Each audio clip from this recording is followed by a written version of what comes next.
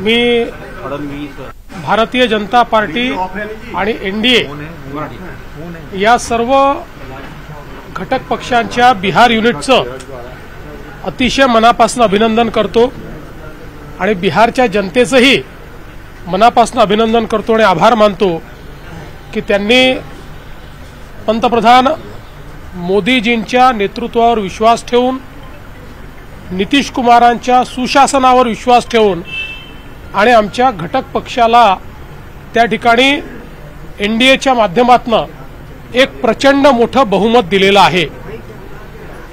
आता जे काही ट्रेंड्स दिसत आहेत त्याच्यामध्ये कदाचित 2010चा रेकॉर्ड तुटू शकेल अशा प्रकारचा विजय हा या ठिकाणी प्राप्त झालेला आहे।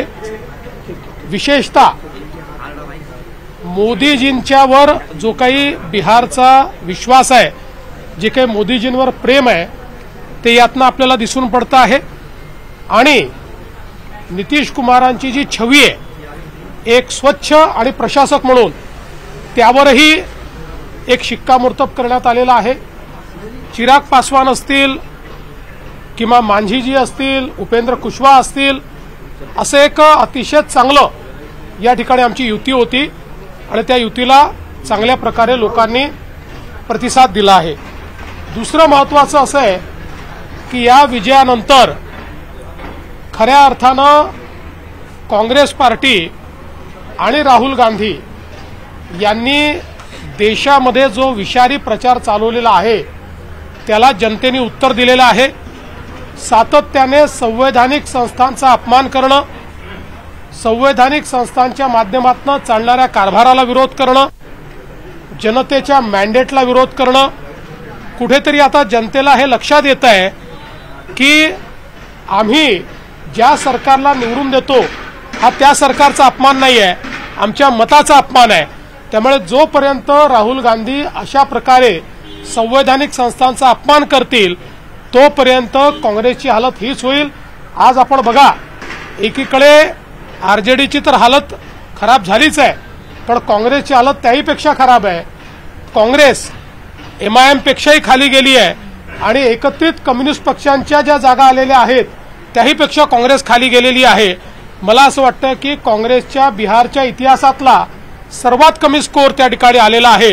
राहुल गांधींनी तिथे वोट चोरीचा मुद्दा चालवला, त्याच्यावर त्यांनी यात्रा काढली, त्यांनी नदीत उड्या टाकून बघितल्या, डान्स करून बघितला, पण लोकांचा विश्वास हा मोदीजींवर आणि नितीश कुमारांवरच आहे।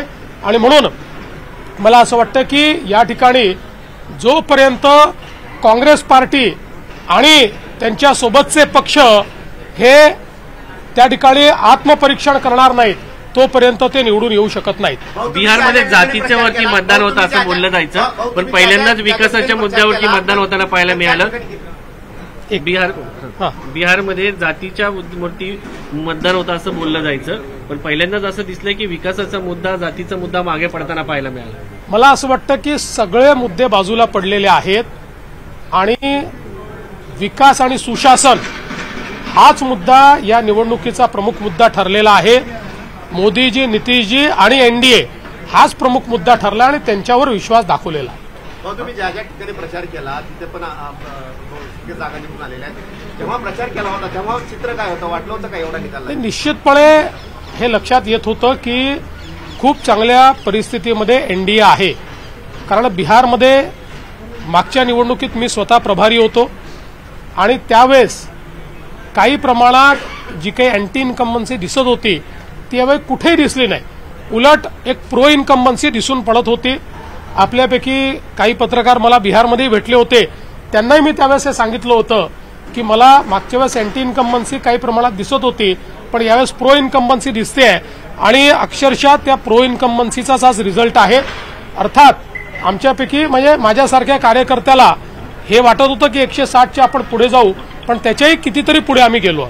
सर, ज्ञानेश कुमार म्हणतात, ज्ञानेश कुमार काँग्रेसचा आरोप आहे की ज्या पद्धतीने जे कमिशनर आहेत, मुख्य निवडणूक आयुक्त ज्ञानेश कुमारची ही रणनीती आहे, ज्ञानेश कुमारांचा विजय आहे, भाजपचा विजय आहे। मी पुन्हा सांगतो, जोपर्यंत सत्य स्वीकारणार नाहीत तोपर्यंत यांचं पतनच होत राहील। हे इतके खोटारडे लोक आहेत, यांना या मुद्द्यावर 3-3 वेळा कोर्टात गेले, हे कोर्टामध्ये हारले. त्यानंतर इलेक्शन कमिशनने चॅलेंज दिला काँग्रेसला, चॅलेंज की तुम्ही जे म्हणताय ते येऊन या ठिकाणी तुम्ही प्रूव्ह करून दाखवा. गेले देखील नाही, कारण त्यांनाही माहिती आहे की ते हवेत बोलतायत. हवेत बोलून तुम्ही एकदा कन्फ्युजन तयार करू शकता. लोकसभेच्या वेळी त्यांनी फेक नरेटिव्ह तयार केला, पण फेक नरेटिव्हवर प्रत्येक वेळी विजय मिळत नाही. फेक नरेटिव्ह जसा संपतो तसं लोकांना सत्य समजतं. काँग्रेसचा फेक नरेटिव्ह संपलाय हे जर त्यांना समजलं नाही तर बिहारपेक्षा वाईट स्थिती ही त्यांची भविष्यात होत राहील. बिहारचा मुख्यमंत्री कोण असेल? नितीश कुमार हेच मुख्यमंत्री. असं आहे की नितीश कुमारजींच्या नेतृत्वात ही निवडणूक झाली आहे. आता मुख्यमंत्री पदाच्या संदर्भात भारतीय जनता पार्टीचे आमचे शीर्षस्थ नेते मोदीजी असतील, नितीशजी असतील, हे सगळे मिळून निर्णय करतील. त्या संदर्भात बोलण्याचा अधिकार मला नाही. म्हणजे अगदी स्पष्ट आहे की नितीशजींच्या नेतृत्वामध्ये या निवडणुका केल्या आहेत. वेळोवेळी अमित शहाजींनी अतिशय स्पष्टपणे सगळी भूमिका मांडली आहे.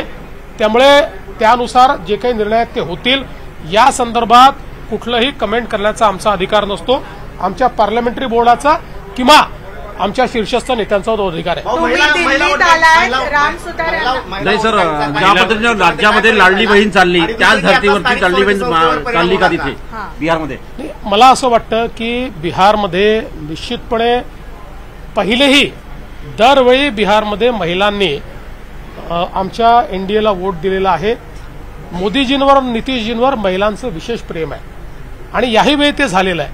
पण आपण बघा, केवळ महिला नाही तर युवांनी देखील भरभरून मतदान दिलं आहे. लोक म्हणायचे महिला देतील पण युवा देणार नाहीत. आता युवांनी जे मतदान केलेलं आहे त्यातनं हे लक्षात घ्या की सगळ्यांना त्या ठिकाणी एनडीएच हवी होती आणि म्हणून एनडीएच त्या ठिकाणी जिंकली आहे. निगेटिव्ह प्रचार महाराष्ट्र भूषण पुरस्कार हे देण्यासाठी तुम्ही नेमकं आलात? निश्चितपणे आपण महाराष्ट्र भूषण जो महाराष्ट्राचा सर्वोच्च पुरस्कार आहे तो जे काही आपले ज्युरी होते त्यांनी राम सुतार जे अतिशय ज्येष्ठ अशा प्रकारचे शिल्पकार, मूर्तिकार, आर्टिस्ट आहेत, देशभरामध्ये त्यांच्या एवढ्या मूर्ती कोणीच आजपर्यंत तयार केलेल्या नाहीत. आयकॉनिक अशा सगळ्या शिल्पांमध्ये त्यांचाच हात आहे. 100 वर्ष त्यांनी वयाचे पूर्ण केलेले आहेत आणि म्हणूनच त्यांना महाराष्ट्र भूषण घोषित झाल्यानंतर आज आम्ही मुंबईमध्ये आलेलो आहोत, आम्ही दिल्लीमध्ये आलेलो आहोत आणि लवकरच आम्ही त्या ठिकाणी जाऊन त्यांच्या घरी जाऊन त्यांना महाराष्ट्र भूषण पुरस्कार देणार आहोत. बिहार में एनडीए को लैंडस्लाइड विक्ट्री मिली है. आपकी चाणक्य नीति वहां भी काम कर गई. आपने जहाँ जहाँ कैंपेन किया वो सारी सीट्स बीजेपी ने. मैं सबसे पहले बिहार भारतीय जनता पार्टी और बिहार एनडीए गठबंधन को बहुत बहुत शुभकामनाएं देता हूं. ये जो हमारी जीत हुई है ये बिहार की जनता का मोदी जी पर विश्वास है, नीतीश जी पर विश्वास है और विशेष रूप से हमारे गृह मंत्री अमित शाह जी ने जिस प्रकार से इस सारे कैंपेन को शेप दिया ये उसका विजय है. मैं विशेष रूप से बिहार में जब गया था तब भी मैंने कहा था कि बिहार के मन में मोदी जी है और मोदी जी के मन में बिहार है, इसलिए बिहार में एक अच्छा विजय हमको मिलेगा और उसी प्रकार का एक लैंडस्लाइड जिसको कह सकते हैं इस प्रकार का विजय हमको मिला है. बिहार में सारे तबकों ने जातिगत व्यवस्थाओं को तोड़कर, चाहे वो महिलाएं हो, चाहे वो युवा हो, चाहे वो हमारे पिछड़े हो, चाहे अति पिछड़े हो, चाहे दलित हो, सभी ने हमारे एनडीए को वोट दिया है और एक बहुत बड़ा मैंडेट एनडीए को मिला है. साथ साथ बिहार ने एक सीख भी महागठबंधन को और विशेष रूप से कांग्रेस को दी है. कांग्रेस की हालत ऐसी हुई है कि एमआईएम की भी सीटें कांग्रेस से ज्यादा है और सारी कम्युनिस्ट पार्टियों की मिलाकर भी सीटें कांग्रेस से ज्यादा है. तो एक प्रकार से लोगों ने कांग्रेस को ये कहा है कि आप लगातार संवैधानिक संस्थाओं का अपमान करेंगे. भारत के संविधान ने निर्माण किया, चाहे वो कोर्ट हो, चाहे वो इलेक्शन कमीशन हो, चाहे वो आरबीआई हो, चाहे कोई भी संस्था हो, हर संस्था का आप अपमान करोगे और अलग उस मैंडेट का अपमान करोगे तो हम कांग्रेस को वोट नहीं देंगे. कांग्रेस का पतन होगा, कांग्रेस मट्टी पलित होगी। बिहार में कांग्रेस मट्टी पलित हुई है, क्योंकि इससे दूसरा शब्द ही नहीं दिखाई पड़ता। कांग्रेस के इतिहास में इतने कम वोट और इतने कम सीटें बिहार में उनको कभी भी नहीं मिली। तो एक प्रकार से उनका जो कैंपेन है, उस कैंपेन को करारा जवाब मिल चुका है। इसके बावजूद अगर वो नहीं सुधरेंगे तो अभी मिट्टी पलित हुए धीरे धीरे मिट्टी हो जाएगी। एक राज्यातला एक वेगळा प्रश्न आहे, राज्यातला एक वेगळा मतलब वही वोट चोरी का प्रूफ है, यही दिखा रहा है इतना बड़ा। देखिए, मैं तो ये कहता हूं कि वो मूर्ख ही हो सकता है कि जो अपनी गलतियों से सुधरता नहीं है। एक बार गलती करने वाले को मूर्ख नहीं कहा जाता, लेकिन बार बार गलती करने वाले को मूर्ख कहा जाता है। उनको ने फेक नैरेटिव लोकसभा के समय चलकर दिखाया, कुछ प्रमाण में यशस्वी भी हुए, लेकिन फेक नैरेटिव पर राजनीति नहीं चलती। सीधे उनका नैरेटिव बस्ट हुआ, उनका नैरेटिव बिल्कुल हार गया, और असली नैरेटिव जब लोगों तक पहुंचा तो लोगों ने उनको नकारना शुरू किया। आज भी इस बात को अगर नहीं मानेंगे तो मट्टी ही बन जाएंगे। एक राज्यातला वेगळा प्रश्न आहे, बिबट्यांचा मोठा हिंसाचार राज्यात वाढलेला आहे। नाशिकमध्ये आज बिबट्याने धुमाकूळ घातलेला आहे। आम्ही त्या संदर्भात खूप मोठ्या प्रमाणात कारवाई सुरू केलेली आहे। वन विभागाने बिबटे पकडण्याची कारवाई देखील केलेली आहे। जवळपास 20 बिबटे त्या ठिकाणी पकडण्याची कारवाई जवळपास काही प्रमाणात झाली आहे, काही प्रमाणात अंतिम टप्प्यामध्ये आहे। ज्या ज्या ठिकाणी अशा प्रकारचा प्रकोप आहे तिथे ज्या ज्या उपाययोजना करता येतील त्या करण्याचा आमचा प्रयत्न आहे, आणि निश्चितपणे येत्या काळामध्ये या बिबट्यांच्या संदर्भात एक जी काही आम्ही त्या ठिकाणी पॉलिसी तयार केली आहे त्या माध्यमातून लोकांना दिलासा देण्याचा आम्ही प्रयत्न करू। स्थानिक स्वराज्य संस्था निवडणुकांवर बिहारचं इम्पॅक्ट दिसणार का? नाही, आम्हाला खरं म्हणजे काय आहे की निश्चितपणे आमचं आणि आमच्या वोटरचं मॉरल त्याच्यामुळे वाढेल। पण मी तुम्हाला एक सांगतो की स्थानिक स्वराज्य संस्थांमध्ये लोकांचा मूड बनलेला आहे, आणि आमची जी महायुती आहे त्या महायुतीला विजय मिळणार आहे।